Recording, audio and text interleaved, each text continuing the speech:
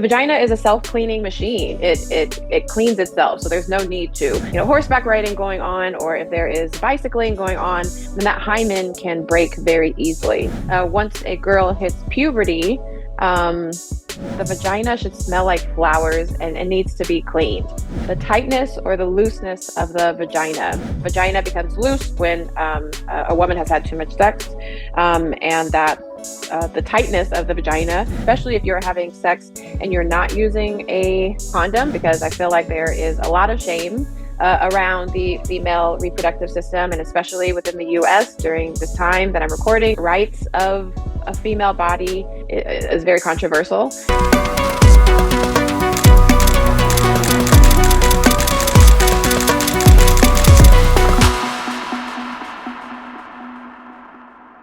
Hello, and welcome to the Viva La Vulva podcast. I am your host, Dr. Cara, and I'd like to thank you for joining me today.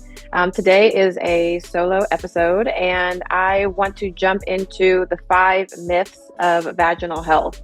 I feel like there's a lot of misconceptions out there of the vagina, the vulva, female anatomy, and I want to dispel some of those myths. So let's dive into it. The first myth that I want to dispel is about douching. Now, I hope you listening out there know that douching is not good for the vagina, but if you don't know, now you know. Douching is the act of putting some solution inside the vagina to help to quote unquote clean it. But this is not necessary to maintain a healthy vagina, and actually can do the opposite and cause issues, increase risk of infection. So it should not be used. It can actually affect the pH, the natural pH of the vagina. And the vagina wants to be at a very low pH. It's actually more acidic than it is basic or neutral. So it wants to be in a more acidic pH level, and douching can affect that. And the vagina is a self-cleaning machine. It cleans itself, so there's no need to use douching in order to clean it. So that is myth number 1. Douching is good, and it's not good. It's bad. So the second one I want to dispel is, I wanted to talk about the hymen. Now, the hymen is very misunderstood, and many people think of it traditionally as a sign of virginity. If you have the hymen intact, then you're a virgin, and that it can be broken. This is a complete myth also.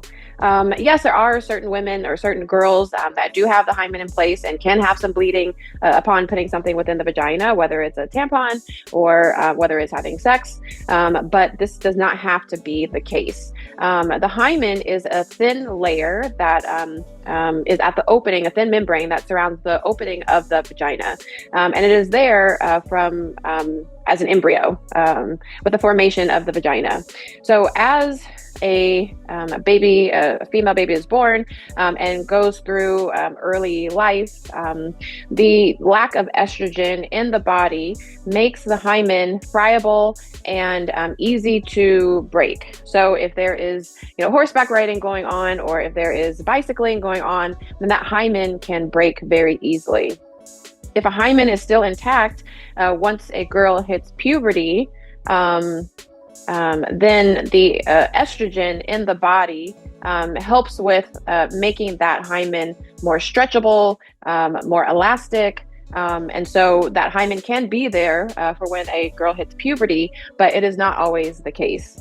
So the hymen is a structure that can be there with the hymen is a structure that can be there when a girl hits puberty, but it doesn't have to be, and it can be taken away for many different reasons.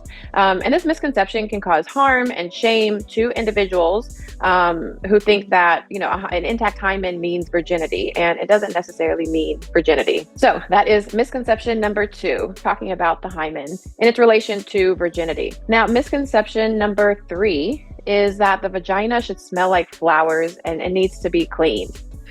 The vagina doesn't smell like flowers. The vagina has a natural scent that varies from person to person, and it can change throughout the menstrual cycle. So the menstrual cycle means that once you hit your period, after your period, the time of to ovulation, and then the time to the next period. So that is the menstrual cycle, and the vagina scent can change throughout that cycle. So it can have an earthy, maybe a little musty, tangy, a sweet, or even metallic smell.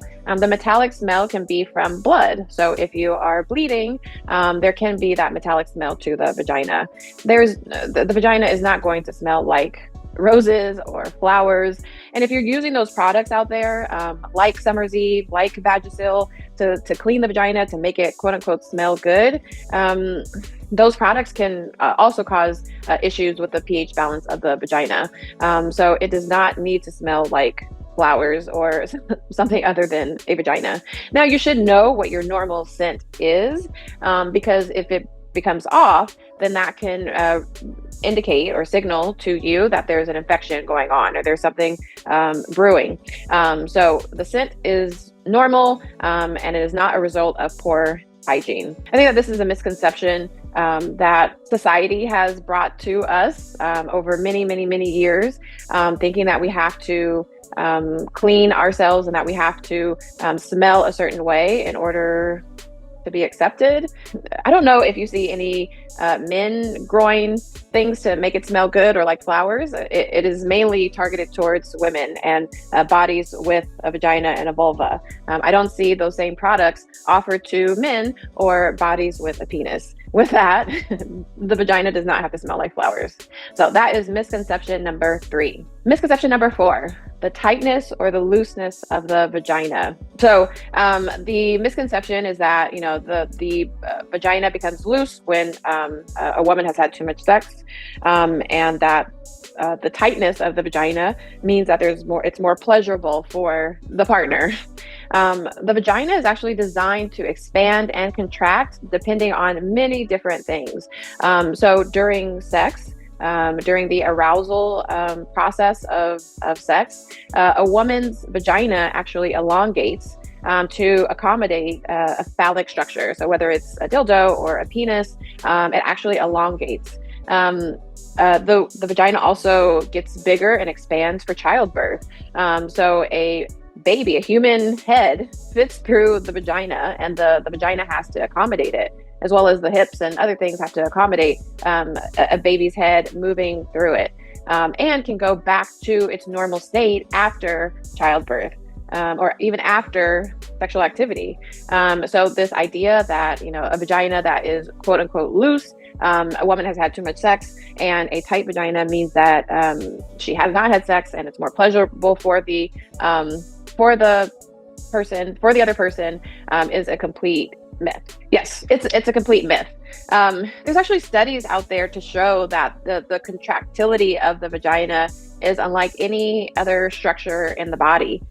There's nothing else that you could think of on the body that expands and contracts based on certain activities like childbirth and sexual activity.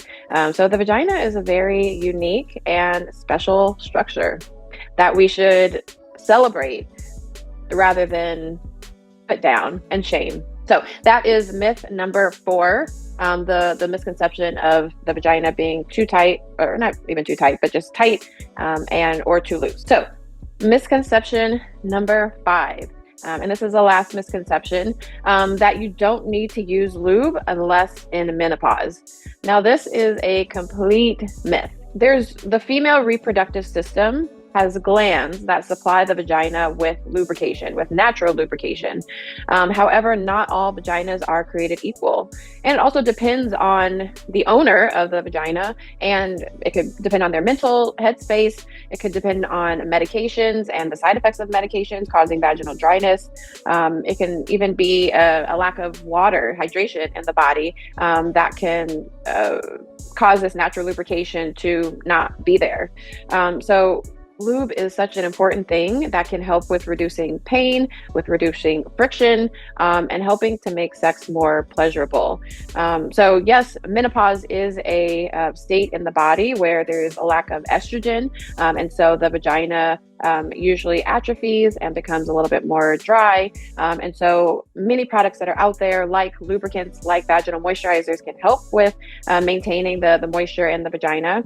But menopause is not the only time that lube can be used. And if you're using lube before menopause, it is okay. I usually recommend having lube by your bedside so that you can reach for it very easily.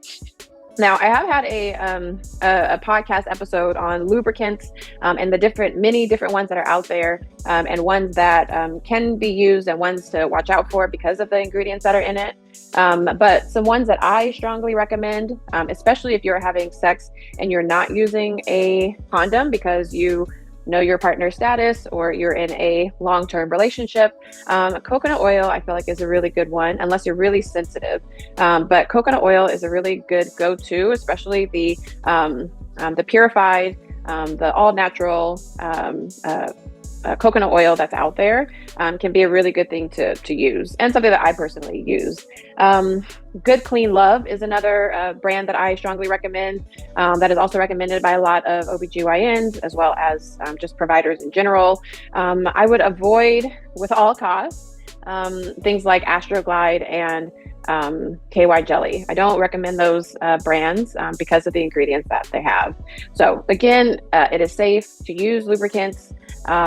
You should use them to make sex more pleasurable for you. And that is it. I wanted to do a quick episode about the 5 myths of vaginal health, so that you can go through life, if you are a body with a vagina, or to know a little bit more about a partner or a sister or a friend or whoever is out there, just to dispel some stuff, because I feel like there is a lot of shame around the female reproductive system, and especially within the US during this time that I'm recording. Rights of a female body is very controversial. So I wanted to just uplift the vagina and the vulva like we do all the time at Viva La Vulva. And that is it. Thank you for listening. Again, my name is Dr. Cara Quant, internal medicine doctor and advocate for female sexual health. If you like this podcast, please subscribe to the podcast. If you're watching on YouTube, hit subscribe as well, and let your friends and family know about this podcast and its information that is put out there. Thank you. Bye.